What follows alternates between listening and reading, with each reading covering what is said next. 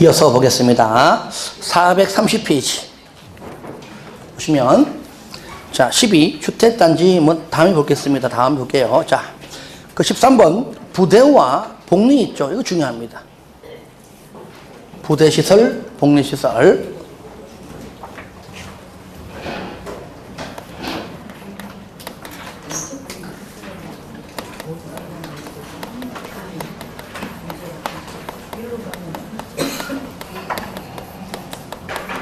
복리시설 두 가지. 별거 아닌 것 같아도 잘 물어봐요. 단독 문제도 물어보고요. 뭐 지문도 잘 등장하고요. 자, 일반적으로 자, 부대시설하고 복리는 무슨 뜻이냐? 부대는 그 주택에 딸린 시설, 붙어 있는 것들이 있죠. 주택만 가지고 안 되니까 여기 필요해요. 아시겠죠? 일명 뭡니까? 주차장. 그죠? 사람이 입주해 살 리는 있지만 입주자들이 차를 가지고 있으니까 주차장이 필요해요. 그러니까 주택에 딸린 시설들입니다. 그 책 보시면 나오죠. 부대시설, 주택에 딸린 다음의 시설 또는 설비인데 양이 많지만 다 보는 것들은 차차 하시고요. 방금 파랗게 되는 부분 있죠. 현재 거의 열이면 거의 9번은 여기에서 다 나왔어요. 그냥. 일단은 다 같이 읽어볼까요? 시작. 주차장, 무소, 담장 및 주택단지 안의 도로. 2번까지 시작. 건축설비. 그냥 건축설비. 그러니까 말 그대로 주차장은 그 주택에 입주해 있는 입주자를 위해서 있는 것보다는 건축물에 딸린 시설입니다. 주차장. 그 다음에 자, 그 아파트를 관리하는 사무소는 반드시 필요한 겁니다. 그렇죠? 예. 관리사무소, 담장 및 주택 단지한 도로 등등 있고요. 그 다음에 그러니까 복리는 뭐냐? 복리는 뭐냐? 얘는 말 그대로 그냥 말 그대로 입주자를 위한 겁니다. 입주자를 위한 거. 얘는 딸린 거. 주택에 주택에 딸린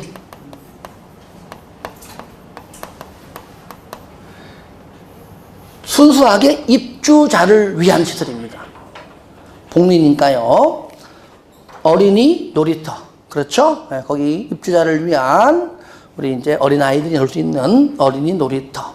그 다음에 근린생활시설. 일종, 이종, 근생시설. 그 외에 유치원. 그렇죠? 유치원. 주민운동시설. 경로당이 있죠. 다 같이 읽어볼까요? 시작. 어린이 놀이터, 근린생활시설, 유치원, 주민운동시설, 그렇죠. 그러니까 보니까 주택단지 입주자 등의 생활복리를 위한 다음에 공동시설을 말한다. 아시겠죠? 그 정도로 서로 간에 이걸 좀 구분을 좀 아시겠죠? 구분을 시켜줄 줄 알면 좋겠고요. 5개 지문 중에 하나로 이렇게 내기도 하지만 정말 쉽게 나올 때 다음 중 부대시설이 아닌 것 있긴 할 수 있어요. 답은 여기 있겠죠. 반대로 복리시설이 아닌 것 하면 답은 여기 있겠죠. 그건 아주 쉽게 나올 때 얘기지만 하여튼 간에 5개 지문 중에 다섯 개 지문 중에 다음은 주택법령상 용어에 관한 설명으로 틀린 것 또는 옳은 할 때에 용어가 이런 식으로 지금 넓게 문제가 나오지만 그중 하나가 가령 무슨 주차장 관리사무소 해놓고 밑에는 섞습니다. 섞어가지고 무슨 유치원 등등등등은 부대시설이다. 그럼 틀리는 겁니다. 그렇죠? 예. 반드시 구분을 시켜줄 줄 알면 좋겠고요. 자, 15번 기반시설. 많이 들어봤죠? 요거는 들어보세요. 주택법상에 나오는 기반시설은 우리가 국토법 시간에 배웠잖아요. 도로 등 총 54개인데 하면서 그죠? 거기 있는 거랑 똑같습니다. 나오잖아요. 국토법에 따른 기반시설을 말한다. 똑같다. 그러면 기반은 뭐고 기간은 뭐냐? 기간은 다 같이 읽어볼까요? 시작. 도로, 상하수, 전기시설, 가스시설, 통신시설, 지역 난방시설 등을 말한다. 그러니까 우리가 이제 아파트를 건설했습니다. 했죠, 그죠? 그러면 아파트 안에도 도로가 있어요. 왜? 차가 들어가려면은 아파트 단지 안에 도로 있단 말이죠. 또 뭐가 있었죠? 당연히 입주자들이 먹고 하려면은 상하수도 필요하고 전기, 가스, 통신, 난방 다 필요하지요. 아파트 안에 설치 다 했는데 설치하면은 무조건 전기 들어오고 설치하면 다 물 들어옵니까? 아니에요. 요것이 아파트 밖에 주택단지 밖에도 있잖아. 밖에도 똑같이 도로, 전기, 가스, 난방 다 했다는 얘기죠. 어디에? 밖에. 그러니까 바깥에 있는 그 자체도 기간시설. 아직까지는 연결 전입니다. 여기다가 아파트를 건설한 다음에 아파트 입주자들이 먹고 살기 위해서 다 당연히 도로, 전기, 가스, 수도 등등 필요하잖아요. 이게 뭐라고요? 기간시설. 요 아파트 단지 안에 있는 기간시설과 단지 밖에 있는 기간시설을 연결을 해야 될 거 아니에요. 도로도 연결을 해야 밖으로 나갔다 들어올 거 아니에요. 전기도 연결해야 전기를 끌어올 거 아니에요. 이렇게 연결하는 것은 바로 간선시설. 간선. 단지 안에 있는 기간시설, 단지 밖에 있는 기간시설. 서로 뭐 한다고요? 연결하는 건 간선시설. 사이간자. 그 사이사이를 연결하는 시설. 아시겠죠? 그러니까 간선시설, 도로, 상하수, 전기, 가스, 통신, 지역난방 등 주택단지 안에 기간시설을 주택단지 밖에 있는 같은 종류의 기간시설에 연결시키는 시설을 말한다. 이게 뭐라고요? 간선. 그러니까 각각 단지 안에 기간, 단지 밖에 기간을, 사이사이를 연결한다. 사이간. 그 사이를 연결하는 선, 간선 시설. 아시겠죠? 이렇게 좀 해주시고요. 그 다음에, 이게 용어 정리가 굉장히 중요하기 때문에 다 하는 겁니다. 공구. 우리 집에는 망치, 공구, 그거 아니에요. 그 공구 아닙니다. 여러분들, 건설할 때 들어봤을 겁니다. 지역적 개념이에요. 1공구, 2공구. 들어봤죠? 네. 일단 들어봐. 들어봤죠? 네. 진짜? 가령, 여기다가 아파트를 여기다가 건설하려고 그래요. 여기다 이렇게. 그래서 이 주택단지를 어떤 형태든 간에 뭐 수용을 해서 개발법상에서 채비지에서 일부 뭐 땅을 사왔든 아니면은 작업을 했든지 간에 여기다가 이제 한 10개 동을 건설하고 싶은데 생각 외로 땅덩어리가 큰 거야. 그러면 20개 동 지으면 돼, 20개 동. 20개 동을 10개 동씩 쫙 짓기에는 시간이 너무 많이 걸리고. 왜냐면 주택법은요, 일반적으로 건축법과 달리 일반 건축법들은 보통 하나 짓죠. 그죠? 원룸 하나 짓고 끝입니다. 땅이 조금 크면은 그 대지 안에다가 한 원룸 접봤자 한 2동 정도 지잖아요.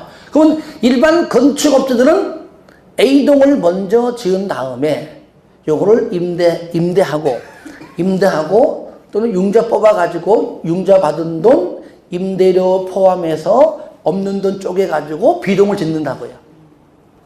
그러면 A동은 뭡니까? 임시 사용 승인 받아 쓰다가 B동을 다 건설해갖고 모든 것들을 끝나면 동시에 중공검사 떨어지게 하는 것이거든요. 근데 거의 100% 해도 과언이 아닐 99.9% 9999가 뭐냐? 아파트는요, 101동을 먼저 짓고 102동 짓고 하지 않습니다. 모든 아파트는 동시에 올라가요. 저 1층만 싹 깔고 그 다음에 2층, 3층 동시에 올라간다는 얘기죠. 그러면 20개 동을 동시에 하기에는 시간도 돈도 많이 걸리겠지, 그죠? 그러니까 여유가 있으면 모를까, 없으면은 전부 다 하기 어렵다. 그럴 때는 1공구, 2공구 이렇게 나누어서 한다, 그 말이에요. 그 뜻입니다. 그 뜻. 자, 먼저 보세요. 하나의 주택단지에서 대통령령으로 정하는 다음의 기준에 따라 2 이상으로 구분되는 일단의 구역으로서 요겁니다. 착공신고, 사용검사. 여러분들 일반적으로 준공검사인데 건축법은 사용 승인이라 부르고 주택법은 사용 검사라 부른다 그랬죠. 착공신고는 착공하기 전 신고하는 겁니다. 착공신고 및 사용검사를 별도로 수행할 수 있는 구역을 말한다. 그래서 1번 다음의 어느 하나에 해당하는 시설을 설치하거나 공간을 조성하여 6m 줄 거야. 6m 이상의 너비로 공구간 경계를 설정할 것. 자, 그러면 자, 여기다가 하나의 단지인데 나 여기다 그냥 뭐 한꺼번에 다 건설할래? 할 수 있습니다. 아, 너무 넓어. 나 그냥 반 나눠 가지고 할래 할 때 이렇게 나누는 것이 아니라 이게 아니라 가운데 뭐라고요? 이렇게 도로가 딱 나오도록 하는 겁니다. 얼마 이상? 최소 6m 이상. 이럴 때 이쪽을 내 먼저 한다 그러면 이쪽이 이제 109. 얘는 뭐야? 209인데 얘를 먼저 하고 이걸 나중에 할 수 있어요. 그 뭐 몇 년 뒤 연도는 다음에 할게요. 연도는 109를 먼저 하고 난 다음에 209는 나중에 할 수 있다. 2년 할 수 있습니다. 이럴 때 그러면은 무작정 그렇게 하는 것이 아니라 아무리 공구별로 나누어도 최소 300세대 이상 나오잖아요. 여기. 얼마라고요? 여기가 무조건 최소가 300세대 이상이어야 돼요. 얘도 얼마야? 300세대 이상. 한 개 더 있어도 마찬가지입니다. 무조건 공구별로는.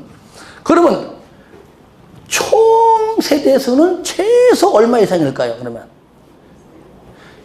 209, 309, 409 있기도 하겠지만 최소 있는 공구는 119잖아요. 그러니까 최소 300이니까 최소 얼마? 600세대 이상이 되겠죠. 전체는요. 요거 여기는 안 나오지만 뒤에 가면 나와요. 미리 합니다. 전체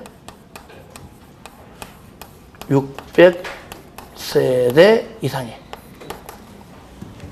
하는 김에 같이 하세요. 같이. 그 뒤에 배울 때 아 그때 말하는 것이 여기 있구나. 공구별로.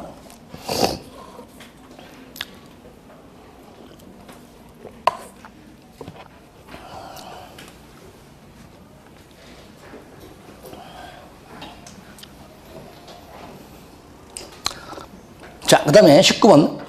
세대 구분형 공동주택이다. 이거 생긴 지가 오래되지 않았어요. 이제 앞으로 이런 아파트가 현재는 없어요. 아직 건설 안 되기 때문에 앞으로는 생길 겁니다. 우리가 일반적으로요, 단독주택을 연생 높이다. 단독 연생 보면은, 뭐 이게 단독주택만, 뭐 1층만 있든 2층이 있든지 간에 일반적으로 이제 이 건축물의 소유자는 한 명이죠. 등기부가 하나죠. 아, 나는 주인이니까 1층에 살고, 그죠? 2층 세놓고, 아니면 1층에 뒷방 세놓고, 아시겠죠? 그죠? 그러니까, 건물은 소유자는 한 명이고, 즉, 등기부는 한 명이지만, 각 방별로 분명히 전세건, 월세건, 현재 그렇게 해왔고, 지금 하고 있어요. 그렇죠? 요거를 아파트도 그렇게 하자. 공동주택도 그렇게 하자.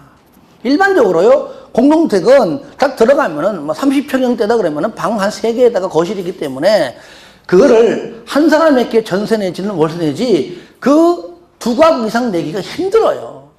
그렇죠? 그러니까 2가구, 3가구 이상 같이 세를 살 수 있도록 아예 그렇게 아파트를 건설하는 겁니다.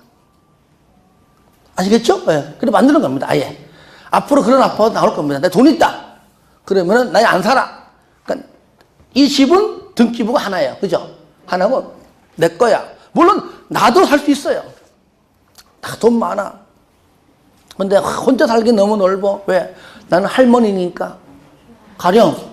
그러니까 아예 큰 32평형 주택 앞에다가 난 작은 방 쓰고 큰 방 세 주고 중간 방 세 주고 거실 같이 쓰고 주방 같이 쓰고 지금 그렇게 하고 있는 데가 많이 있어요. 있지만 그렇게 썩 그렇게 세대가 구분이 안 돼 있어 가지고 불편하지요. 나 밥할 때 너는 뭐 할래? 밥할 때 구분했다가 다 먹고 나면 내 밥하고 그런 것들을 원룸처럼 아파트인데 원룸처럼 현관문 하나예요. 딱 들어가면은 꼭 방이 뭐 세 개 있다 그러면은 101호, 101식으로 돼 있는 겁니다. 그러니까 세대 구분형. 세대가 구분되어 있는 공동주택인데, 그러면 따로따로 등기가 된다, 안 된다? 당연히 안 되는 거죠. 왜? 그 전체는 내 건데. 아시겠죠? 아예 그렇게 아예 아파트를 건설하자. 이렇게 생긴 이유가 뭡니까? 지방 때문에? 아니에요. 수도권, 서울 때문에 딱 생기는 겁니다. 돈은 없지요. 집값은 천차만별 올라가지요. 집 가진 자보다 없는 자가 더 많지요.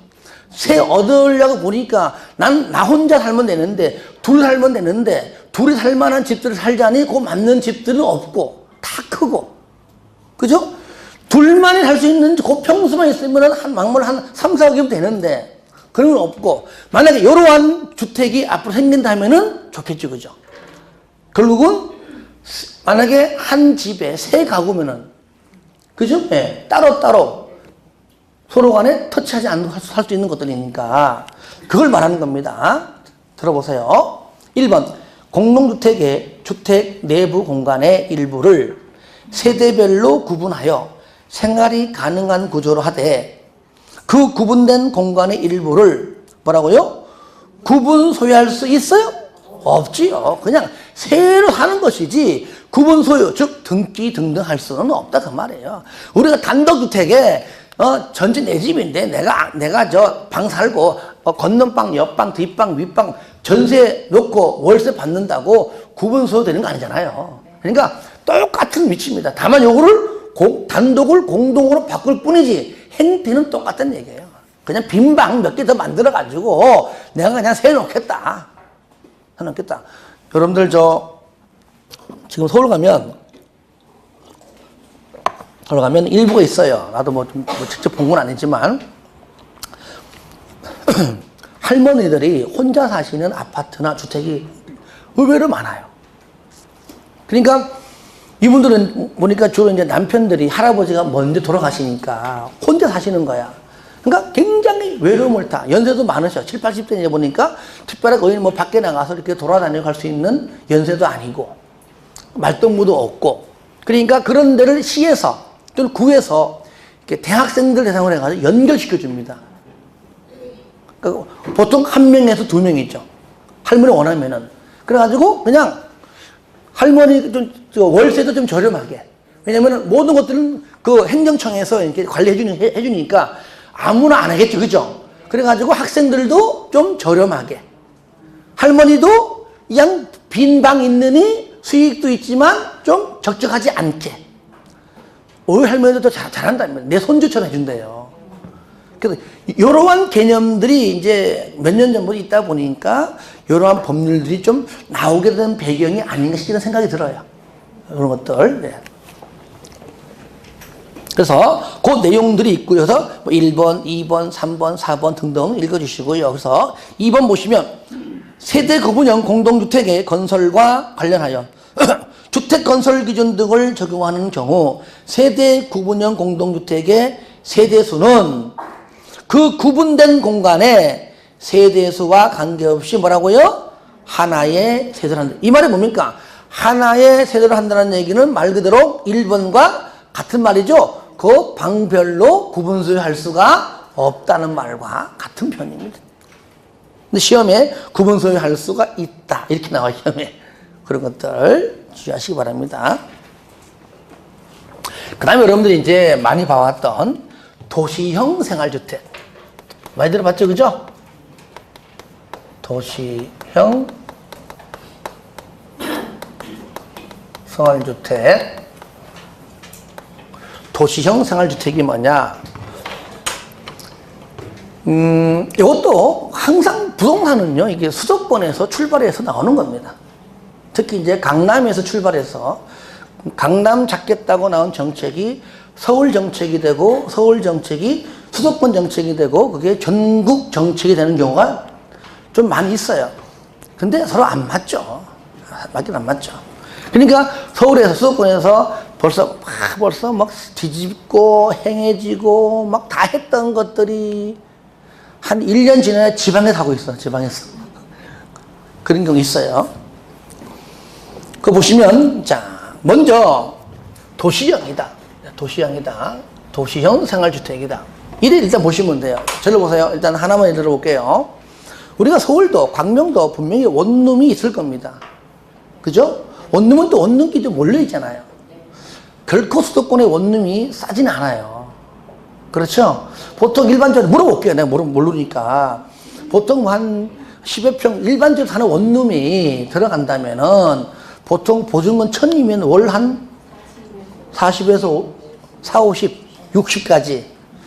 근데 서울치고는 또 덜 비싸지만 요 밑에 뭐 이렇게 지방치고는 좀 세단 말이죠. 보통 여기 뭐 지방에서도 좀 큰 도시잖아요. 청주나 이런 뭐 전주나 좀 큰 도시 천안 가도 보증금 한 500에서 440밖에 안 돼요.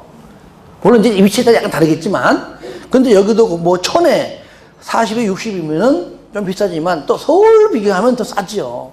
근데 문제는 뭐냐면 이런 것들입니다. 원룸에 사는 사람들이 결코 돈 많이 있는 사람이 사는 것이 아니에요. 그렇죠? 돈이 없으니까 하는 것이죠. 솔직한 얘기로. 그리고 그들이 대부분이 보면 젊은 층이 많다는 겁니다. 왜? 편리해서? 아니에요. 그들이 또 매월 일해서 받는 임금이 많을까요? 많아요. 솔직한 얘기로 200이 안 되는 사람이 대부분입니다. 솔직한 얘기로. 그러면 200이 안 된다는 얘기는 200이다가 아니잖아요. 전부 다 200이야. 그럼 좀 낫게? 200이 안 되는 얘기는 그 중에 뭐 200, 또 180, 뭐 때로는 150도 있다는 것이잖아요. 그들은 그 돈 받아가지고 200이 시자고요. 그 돈 받아가지고 아까 말한 뭐 천에 한 50여 쳐봐요. 그 보증금이 떨어지면 또 월세 더 올라가. 그럼 한 50만 원 월세 내고, 그죠? 월세만 냅니까? 관리비 또 20만 원 내고, 또 그런 친구는 또 차가 없으면 또 못 다녀요, 또. 좋습니다. 차까지 건 누가 공짜로 그냥 사줬습니다. 써서. 공짜야? 그럼 그냥 굴러갑니까? 아마 좋게 못해도 한 달에 이것저것 기름비 해도 몇십만 나갈 겁니다. 2, 30만 나갈 겁니다. 싸게 해도. 나가야지요. 할부금 나가야죠. 중고차야? 때에 따라서 지가 알아서 한 번씩 또 고장 나거든, 또. 고쳐야지요. 엔진 오일도 툭 하면 또 5만원, 10만원 들어가죠. 이게 장난이 아니거든요. 그러니까 200 받아가지고 돈 모은다는 것은 상상 못 해요. 근데 저 센다고. 자, 하여튼 간에. 그래서 세대 금융 나와가지고 얘기하는 겁니다. 나와가지고.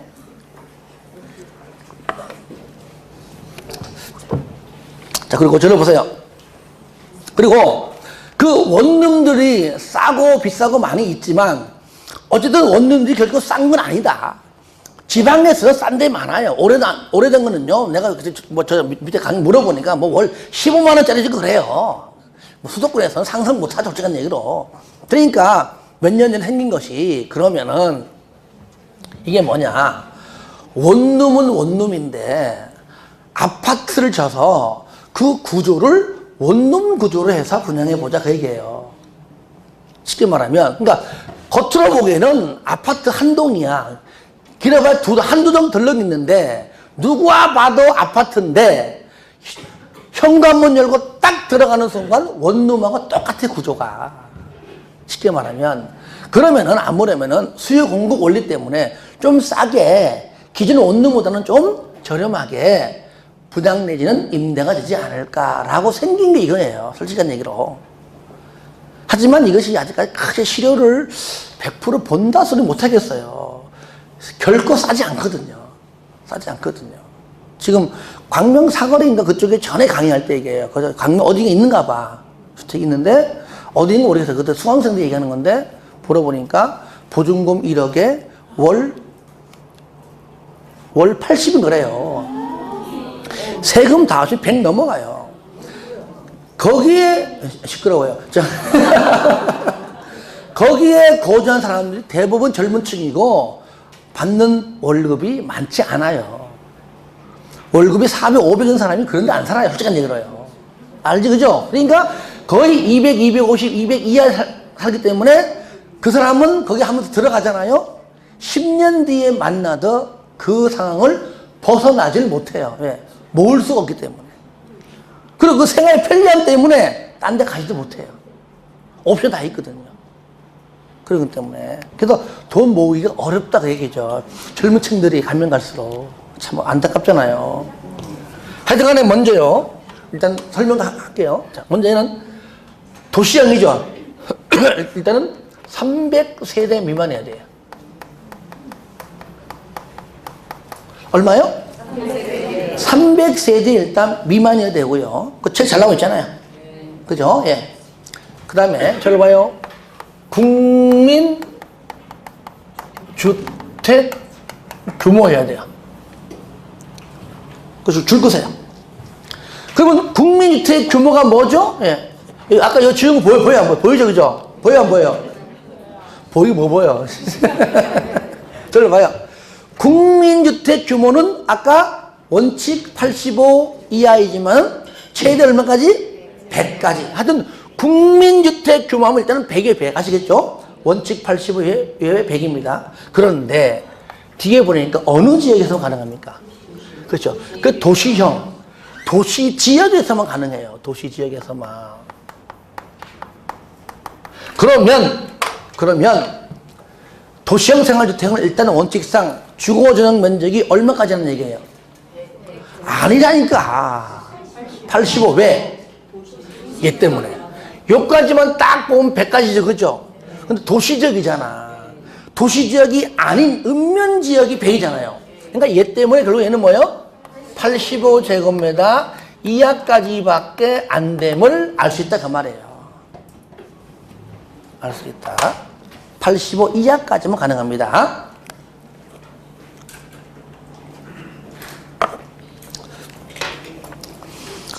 크게 두 가지입니다. 원룸형 주택이 있고, 제가 말한 것이 조금 전에 원룸형입니다. 원룸형 주택이 있고, 두 번째 단지형이 있어요. 자, 원룸형은 아파트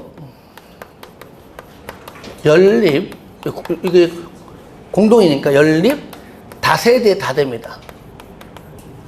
단지형은 연립하고 다세대만 돼요. 여러분들 현재 주변에 건너편에 아파트 있잖아요. 아파트 저거 단지형이 단지형, 그죠? 1단지, 1룸, 2단지. 그러니까 단지형은 현재 아파트는 존재하기 때문에 뺐습니다. 그러면 연립주택을 지을 수 있고, 우리가 일반적으로 공동주택이니까, 아니면 도시형 생활주택으로 할 수 있고, 다세대도 마찬가지입니다. 하지만 원룸형은 아파트처럼 생겼지만 현관문 열고 들어가면은 원룸형이야. 그 뜻입니다. 겉은 아파트인데 방구조는 원룸형. 겉은 연립주택인데 방구조는 원룸형. 겉은 뭡니까? 다세대인데 방구조는 원룸형. 그 뜻입니다. 원룸형은요, 우리가 실무에서 중개업자들이 원룸 하다 보니까 일부러 쓰던 용어를 그냥 쓰는 겁니다. 새롭게 용어 만든 것이 아니라. 우리가 하도 용어를 많이 쓰면 이렇게 만드는 겁니다. 근데 원룸 이런 거 안 쓰고 그냥 원룸형. 이거죠. 현재 내가 알기로는 도시형 생활주택을 내가 본 곳은 거의 내가 본 곳 100%는요. 이겁니다. 아파트처럼 생긴 원룸입니다. 아마 광명시에도 있다면 분명히 내가 알기로는 이걸 확률이 거의 뭐 99%일 겁니다. 왜 그럴까요? 남들한테 나 아파트 사러 해도 되거든요. 아파트 맞으니까. 아시겠죠? 오피스텔 비싸거든요. 비싸요. 그러니까 300세대 미만까지만 건설해가지고 돈이 있잖아요. 그러면 하나는요, 주인 세대라 해가지고요, 85 초가 있죠. 해가지고 대형주택 가능하거든요. 크게 해가지고 내가 주인 살면서 밑에 관리하면 돼요. 하지만 꼭 주인이 거기 산다는 보장 없습니다. 뭐 다시 그것도 임대해도 관계없습니다. 어쨌든 등기는 하나니까요. 자, 그래서 아파트처럼 생긴 뭐라고요? 원룸형이다. 여기 많다. 아마 광명시에도 아마 있으면은 요거 확률이 거의 내 말이 맞을 겁니다. 그러니까 이렇게 할 수 있는 방법이다 그 얘기죠. 그런데 예를 먼저 볼게요. 단지형을. 여러분들 연립주택 있죠? 원래는 몇 층까지죠? 4계층이죠. 근데 심의 거쳐서 5계층까지 할 수 있습니다. 다세대 원래 몇 계층이죠? 마찬가지입니다. 그런데, 야, 앞으로요. 야, 쟤는 12주택이네? 한 동, 두 동, 예를 들어. 쟤는 5대인데? 근데 층수가 왜 5개지? 아니, 우리가 배울 때는 4계층 이하인데 5개지? 하면은요, 그거는 볼 거 없어. 도시형 생활주택이다. 그래 보시면 돼요. 아시겠죠? 예, 그렇게 보시면 돼요. 자, 그러면 원룸형 주택 나오잖아요. 첫 번째, 보세요. 다음의 요건을 모두 갖춘 공동주택이다. 첫 번째, 면적이 얼마라고요? 그렇죠. 얘는 면적이 50제곱미터 이하까지밖에 안 돼요. 그러니까 소형주택이 60이니까 약 한 15평 정도 나올 겁니다. 결코 작은 건 아니에요. 그죠? 예. 그리고, 그러니까 저를 보세요. 우리가 60제곱미터면은 18.15평인데, 일반적으로 이것도요, 여러분들 보시면 것이 약간 작을 뿐이지 방도 3개씩 있어요. 그렇죠? 결코 또 수도권은 싼 집은 아닙니다. 그런데 신혼부부들이 살기에는 큰 집일 수가 있어요. 그럼 평수가 더 적어지면 아무래도 더 임대료 등등이 좀 쌀 거 아니에요. 그렇죠? 그렇게 잡았다. 그래 보시면 되고요. 당연히 니은 세대별로 독립된 주거가 가능하도록 욕실 및 부엌을 설치할 것. 디귿 욕실 및 보일러실을 제외한 부분을 하나의 공간으로 할 것. 그러니까 딱 원룸하고 똑같은 그 말이에요. 방 안 구조는. 다만 밑에 30제곱미터 이상일 때는 2개의 공간으로 할 수 있다. 무슨 말이에요?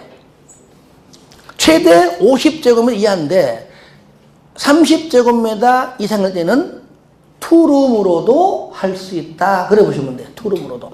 전체 전부 크게 원룸으로 하도 되고, 아니면은 30제곱미터 이상일 때는 투룸으로도 할 수 있다. 그렇게. 당연히 지하층은 하지 말 것. 그래서 2번 단지형과 3번 단지형 있죠? 연립 다세대는 얘기했었죠? 4층까지 있지만, 예, 심의 거쳐서 5계층까지 할 수 있다. 고 나오는 겁니다. 자, 밑에 2번 보세요. 2번은, 이거는 이거 지금 당장 안 봐도 좋아요. 안 보고. 자, 넘깁니다.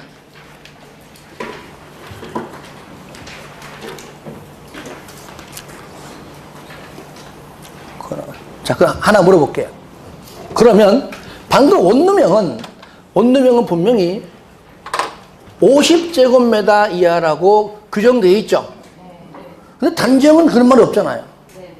그 단지형은 도대체 얼마까지 가는 거예요? 얼마까지? 왜? 나와 있잖아. 그러니까 얘는 말이 없다는 얘기는 얼마 얘는요? 85제곱미터 이하까지 가능하다 그 말이에요. 여기잖아요. 그렇죠? 얘는 얼마까지? 그죠? 50제곱미터 이하까지밖에 안 된다. 그 얘기죠. 요즘요 보니까요 옵션도 많고요. 내가 한번 들어가 봤어요. 전에 한번 가보니까요. 들어가니까 물론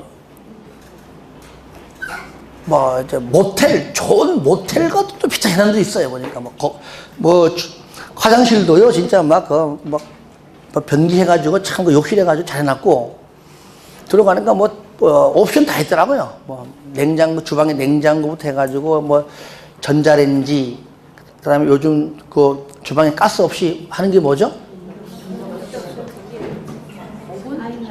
있잖아요. 그거 진짜 화딱지 나는 그거. 나 그거 했다가 쳐버렸습니다. 물이 끓어야 후라이를 해먹고 뭘 해먹지. 너무 느려. 그런 것들, TV, 여러 가지 있잖아요. 심지어 PC까지 있더라고요. PC도 해놓고. 하여튼 냉장고도 이제 좋은 거. 이제는 이게 아니라 이걸로 이렇게 잘 해놨더라고요. 왜? 그렇게 해놔야 임대되거든요. 좀 더 많이 갈 수 있고. 그렇게 해놨더라고요. 그러니까 그렇게 하니까 일명 있죠. 고시원들도 그렇게 이제 서서 닮아가더라고요. 또 그런 것들도. 또 원룸도 일부가 그렇게 좀 옵션 해가지고 이렇게 임대하는 경우도 있어요. 똑같지는 않겠지만, 예, 있어요. 그러니까 자꾸 내 걸 임대시키려고 하는 겁니다. 시키려고. 탈피해야죠, 이제. 탈피해서. 자, 그 다음에 21번. 거기 뭐 에너지 절약형 친환경 주택 뭐 22번, 23번은 됐습니다. 공공택지도 다음에 볼 것이고요. 리모델링. 26번 리모델링 기본 계획. 입주자, 사용자, 관리 주체는 예, 여기 뭐 한두 개 있지만 차차 해도 되기 때문에 넘어가겠습니다. 자, 넘깁니다. 자, 먼저 넘기기 전에 요거 하나 해볼게요. 여기 하나 참 요거 넘어갑시다. 23번에 보시면 이게 있습니다. 장수명 주택이 있습니다. 혹시나 처음 들어봤죠? 네. 생긴 지가 얼마 안 돼요. 얼마 안 돼요. 이게 뭐냐면 쉽게 얘기하면은 일명 100년 주택. 따라합시다. 100년 주택. 다시 말하면 한 번 건설하면은 100년 동안은 끄떡이 없는 주택입니다. 이제 이게 여기 생긴 지 얼마 안 돼요. 이제 지금 아마 건설 중에 세종시에서 지금 건설 중에 있습니다. 세종시에서. 그래서 처음으로 아직 아파트가 아직 분양한 된 적 없습니다. 왜냐면은 툭하면 건물 지었다가 뭐 리모델링하고 뭐 고치고 재건치고 이러니까 그 비용도 만만치 않고 그때마다 사회적 비용, 입주자들끼리 여러 가지 어떤 것 때문에 이러한 용어 만들어가지고 이러한 내용 만들어가지고 아예 처음부터 아예 그냥 턴턴하게 그냥 진짜. 그리고 나중에 정말로 고칠 때는 그 뼈대만큼은 냅두고 벽을 치워서 방해 구조를 바꾸든 방 3개를 2개라든 2개를 4개든 그런 것들만 할 수 있도록 하는 겁니다. 큰 줄기뼈대는 아주 튼튼하게 하고 그 주택을 지금 세종시에서 지금 처음으로 지금 첫삽 떠서 지금 하고 있는데 거의 뭐 건설되었다는 얘기도 있고 그게 바로 뭐라고요? 장수명 주택. 일명 뭐라고요? 100년 주택. 100년 동안 끄떡, 말이 그래, 말이. 100년 동안 끄떡이 없는 주택. 그렇게 얘기해요. 구조적으로 오랫동안 유지 관리할 수 있는 내구성을 갖추고 입주자의 필요에 따라 내부 구조를 쉽게, 그죠? 그러니까 주요한 구조를 냅두고 아까처럼 뭐 방 구조를 바꾼다든가 이렇게 구조를 쉽게 변경할 수 있는 가변성과 수리, 용이성 등이 우수한 주택을 말한다. 앞으로 이런 주택이 나오면은 한번 분양받아 입주할 만하죠. 지금 세종시는요, 여러분 가봤겠지만 저도 뭐 이렇게 몇 번 갑니다. 거기 많은 분들이 있어가지고 가면은 솔직히 눈에 보이는 건 아파트밖에 안 보여요. 눈을 들으면 아파트, 깔면은 부동산밖에 안 보여요. 부동산. 정말이에요. 뒷골목 들어가면 미용실 보이고. 대한민국의 부동산과 미용실 중 어디 더 많은가? 그래, 미용실이 아직까지 많아요. 미용실이. 근데 눈에 보이는 건 부동산이 더 많은 것처럼 보여. 그 정도는 많아요, 거기가. 그래도 되는가 봐요. 되는가 봐. 자꾸 그렇게 보니까. 그것 때문에 내가 한번 더 봤다. 자, 오른쪽에 보시면 입주자 27번 보세요. 입주자. 말 그대로 주택을 공급받는 자, 주택의 소유자 또는 그 소유자를 대리하는 배우자, 뭐 직계 좀비속 등등 사용자, 관리 주체 이런 것들인데 이런 것들은 뭐 그냥 용어 정리니까요. 한 가지 읽으시면서 그냥 이런 이권 정도만 체크하시면 좋겠습니다. 자, 하나만 하고 좀 쉬었다 할게요. 아까 내가 얘기하려다 말았는데 공부 얘기보다도 이런 얘기를 내가 생각날 때 해야 될 것 같아요. 여러분 이제 앞으로 이제 중개업을 하려고 이제 뭐라 그럴까요? 이제 실무 가가지고 이제 공부도 하고 실무 경험도 쌓고 실무 교육도 받고 해서 할 거 아니에요, 그죠? 할 때 저도 그동안 이제 많이 이제 뭐 전화도 받고 통화하고 봤지만 여러분들 입장에서요. 아까도 얘기하려다 잠깐 넘어갔잖아요. 아파트를 누가 팔려고 내놨습니다. 내놨는데 이런 것에 여러분들 쏠깃합니까? 혹시 만약에 뭐 5억이다 예를 들어 5억인데 거실 확장, 응?